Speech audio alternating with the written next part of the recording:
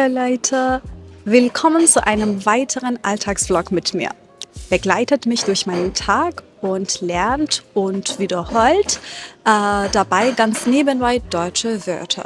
Wenn ihr deutsche Wörter im Kontext lernt, könnt ihr sie euch viel besser merken. Also bleibt dran und verbringt den Tag mit mir. Falls ihr mich nicht kennt, mein Name ist Muhaddese Mohi. Ich komme aus dem Iran, aber ich wohne in Deutschland und ich bin Deutschlehrerin. Hier in diesem Kanal sprechen wir über verschiedene Themen auf Deutsch und versuchen unsere Sprachkenntnisse durch Zuhören, Zuschauen, Sprechen und Genießen zu verbessern. Falls ihr an solchen Inhalten interessiert seid, bitte vergesst nicht, den Kanal zu abonnieren. Dankeschön.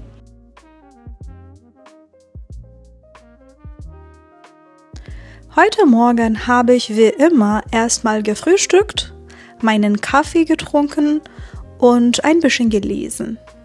Ich liebe diesen Teil meines Tages. Manchmal stehe ich sogar extra früher auf, damit ich genug Zeit für einen Slow Morning habe. Und wenn ich mal verschlafe und keine Zeit dafür habe, bin ich ehrlich gesagt den ganzen Tag irgendwie genervt und unruhig.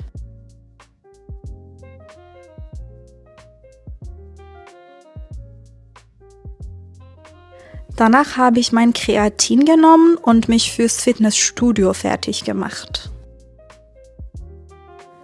Pani habe ich erstmal mit zur Arbeit von meinem Mann genommen und dort haben wir dann gemerkt, dass meine Fahrradreifen kaum noch Luft hatten. Also hat mein Mann sie für mich aufgepumpt.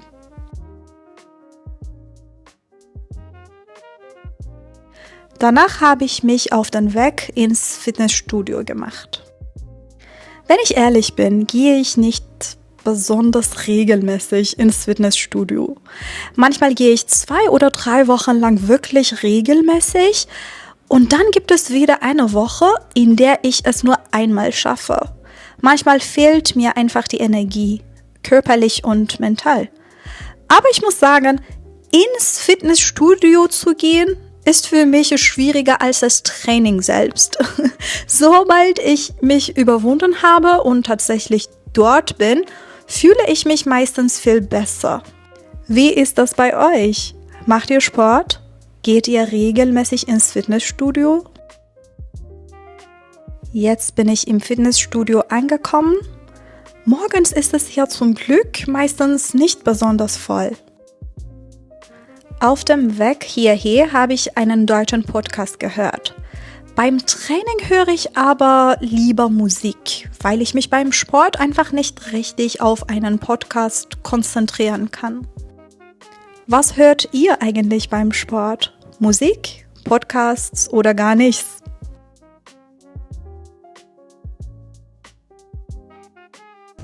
Das Training für heute ist geschafft. So, ich bin wieder zu Hause und jetzt ist es Zeit für Protein.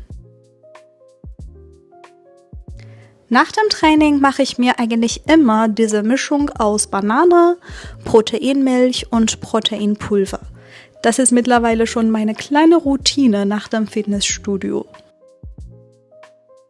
Nach einer kurzen Pause habe ich meinen Nagellack entfernt, bin duschen gegangen und habe mich für einen Konversationskurs fertig gemacht. Der Kurs lief richtig gut. Ich hatte eigentlich erwartet, dass ich nach dem Training total müde sein würde, aber sobald der Unterricht angefangen hat, war meine Energie plötzlich wieder da.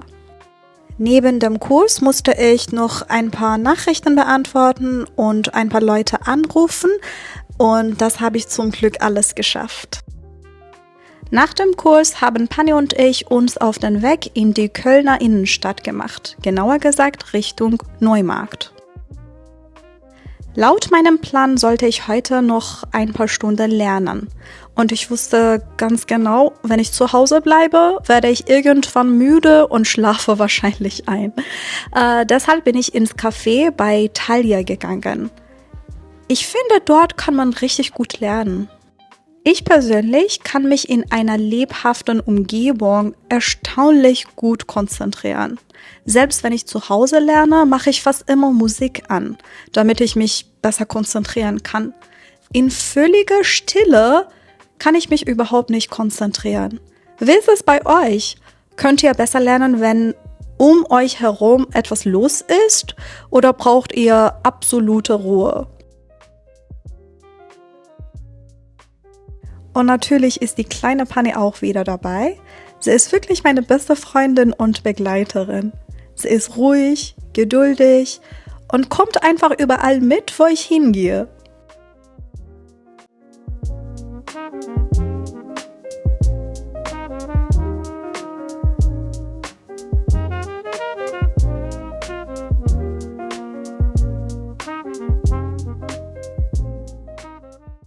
Ich bin gerade bei Butlers, obwohl ich eigentlich gar nichts kaufen möchte.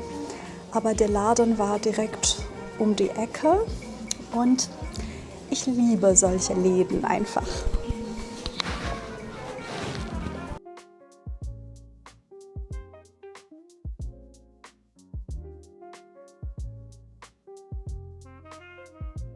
Direkt neben Butler gibt es einen Laden mit Schreibwaren und richtig schönen Dekoartikeln.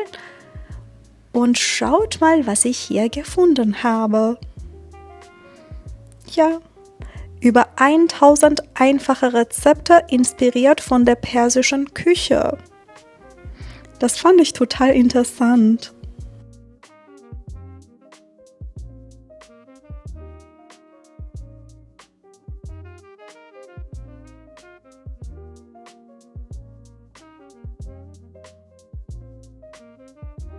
So, wir sind wieder zu Hause und jetzt wird etwas Leckeres und Gesundes gekocht. Die Kartoffeln und das Hähnchen, das ich schon heute Morgen mariniert habe, kommen in die Heißluftfritteuse. Dazu mache ich einen leckeren Salat mit Salatblättern, Gurke, roten Radieschen, Cherrytomaten und ein paar Oliven. Für das Dressing mische ich griechischen Joghurt mit frischem Zitronensaft und verschiedenen Gewürzen.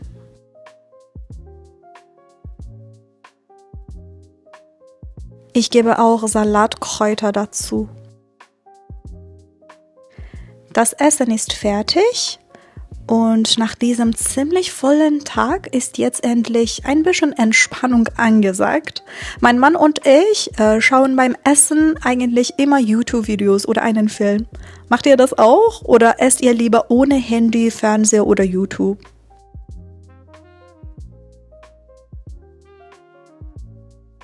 Eigentlich hätte ich heute Abend noch einen Kurs gehabt, aber der wurde abgesagt, weil heute Abend eine Sonnenfinsternis stattfinden sollte. In einigen Teilen der Welt war sie sogar total zu sehen, hier in Deutschland allerdings nur als partielle Sonnenfinsternis. Das bedeutet, dass der Mond sich zwischen Erde und Sonne schiebt und dabei einen Teil der Sonne verdeckt. Wir hatten allerdings keine spezielle Sonnenfinsternisbrille und konnten deshalb natürlich nicht direkt in die Sonne schauen. Zwischen 7 und 8 Uhr sollte die Sonnenfinsternis ihren Höhepunkt erreichen. Ungefähr so wie einigen Fotos und Videos, das ich auf Instagram gesehen habe. Aber ehrlich gesagt haben wir hier nicht wirklich etwas davon gesehen.